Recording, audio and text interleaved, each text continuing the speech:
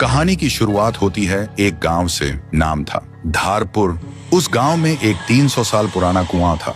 लोग कहते थे हर आधी रात उस कुएं के अंदर से एक रोती हुई लड़की की आवाज सुनाई देती थी। लेकिन एक बात सबको हैरान करती थी, गांव में जो भी लड़का उस कुएं का पानी पीता 3 दिन के अंदर वो गायब हो जाता है। न लाश मिलती न आवाज। इसी गांव में शहर से एक लड़का आया था, रवि। वह छुट्टियों में अपनी नानी से मिलने आया था।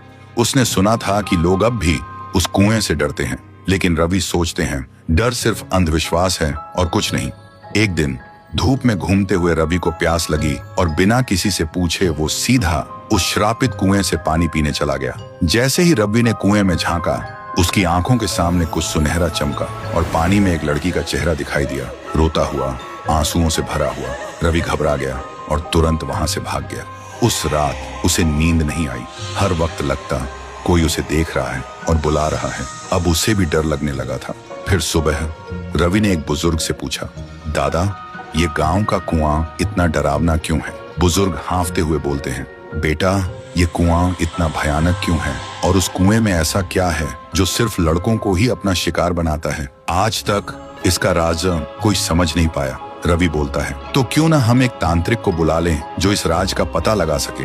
फिर गांव के सभी लोग इकट्ठा होते हैं और एक तांत्रिक को भी बुलाया गया था। तांत्रिक आंखें बंद करता है और कांपते हुए कहता है, ये तो बहुत ही भयानक है। कुएं के अंदर जो भी है वो मेरे बस के बाहर है। और वो तांत्रिक तुरंत गांव छोड़ के चला जाता है। गांव वालों के चेहरे पे डर और गहरा हो जाता है। लेकिन रवि के मन में अब सवाल उठते हैं, उस दिन मैंने जो देखा, क्या वो सिर्फ मेरा वहम था?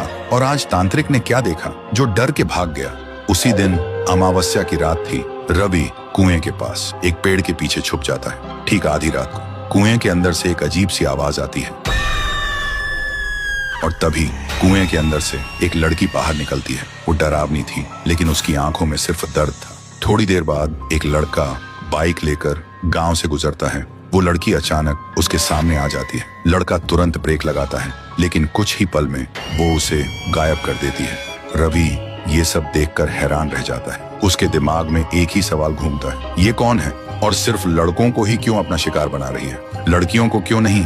तो दोस्तों, अगर आपको पता करना है कि कुएं में वो लड़की कौन है और वो सिर्फ लड़कों को ही क्यों अपना शिकार बनाती है, तो कमेंट करो, पार्ट 2 चाहिए।